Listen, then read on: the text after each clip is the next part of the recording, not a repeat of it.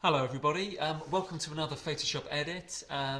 This is a process called uneven development.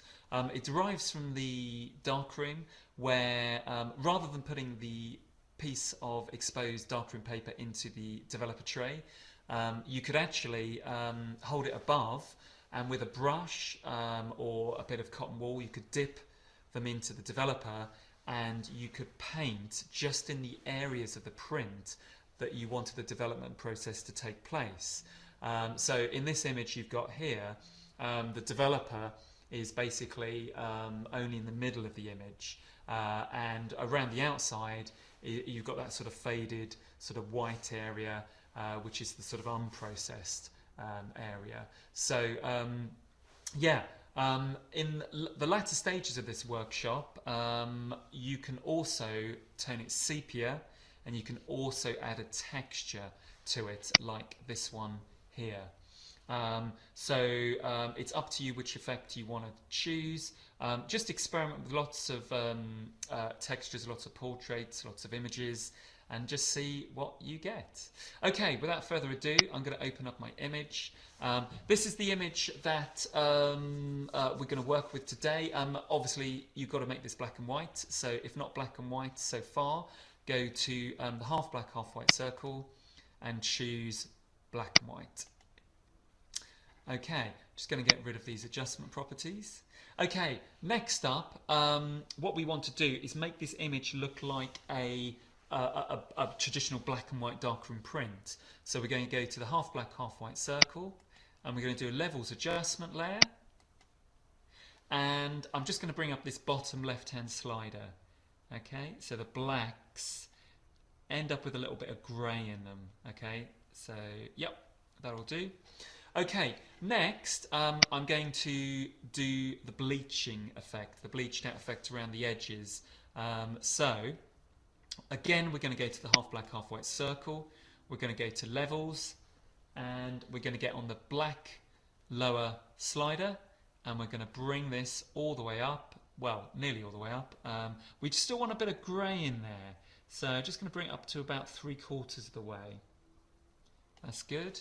Okay, now what I'm going to do here, guys, is this uneven sort of development process is going to take effect on this layer. What we need to do is I'm going to choose a brush, so halfway down the toolbox. It needs to be a black brush, so press D and then X on your keyboard, and you'll see the foreground colour is now black. We need a low opacity brush, so if you press 1 on your keyboard, that will bring your opacity down to 10%, or you can use the drop down slider in the middle of the brush properties bar here. Okay, lastly guys, for the brush we need a large soft brush, so we're going to go to the properties here, and in this pop-up window the size, bring it mostly up to the all the way. I've got mine on 1600 pixels, but it's up to you. And make sure the hardness of the brush is obviously 0, okay, like we've got here. Okay, press enter when you're done. So here's my brush, and I'm going to paint with black on 10%. Okay, now I'm going to paint on the mask, yeah? I'm not actually painting physically on the image. Watch how this process takes effect. So I'm going to click down, and for those who don't know masks, basically when you paint black on masks, they will hide whatever artifacts or effect is there. So what I'm essentially doing here is I'm hiding the bleaching effect as I click down, and it reveals through to the layers below. There we go. So as you can see, by continually clicking down here, I'm hiding that bleached out effect. And there we go. It's up to you how much or how little you wish to do. Okay, so that is the first part of the uneven development effect in Photoshop. We're going to now do the other two things, which is basically the overlay of the texture and the sepia. For the sepia, very simply, all you do is go to the half black, half white circle and choose hue saturation. Now this layer is going to be above the black and white layer, so we are actually still going to see colour here.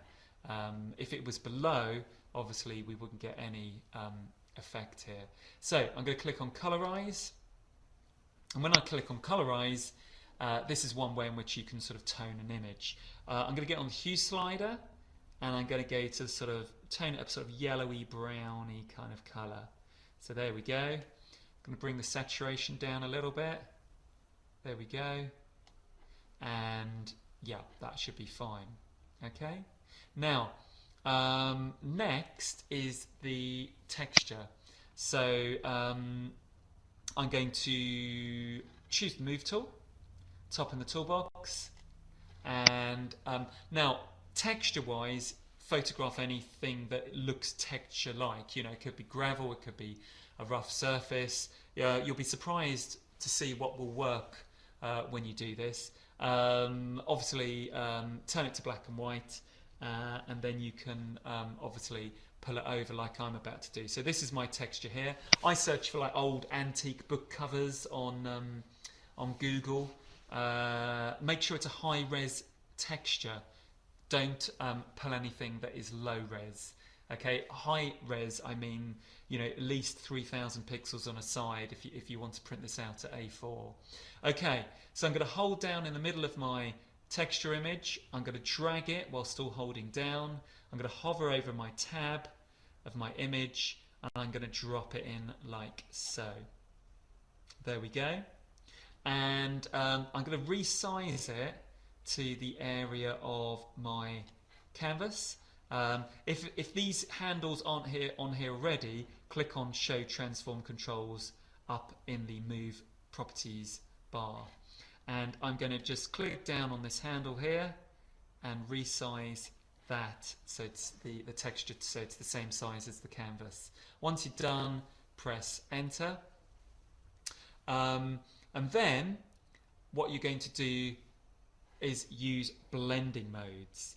Now, if you haven't seen already in my other tutorials, if you want to blend a texture with an image, once you've pulled it on, you've got to go to this menu here which says Normal in the Layers palette, and you can choose any of these.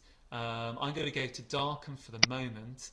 Darken isn't really blending well, so I'm going to obviously use the arrow down button, and Multiply Multiply doesn't look too bad, but I can keep clicking down, and you choose the one that you feel is going to do your image justice. If you quite like the effect, but you don't like the sort of darker colour of the effect, you can always reduce the opacity of the layer. So I'm going to bring mine back to linear burn, and I'm going to get on the opacity, and I'm just going to bring that back, fade that off, and there you go. There's my texture. Okay, that's it, guys. So thanks very much. Thanks for watching, and good luck with that one.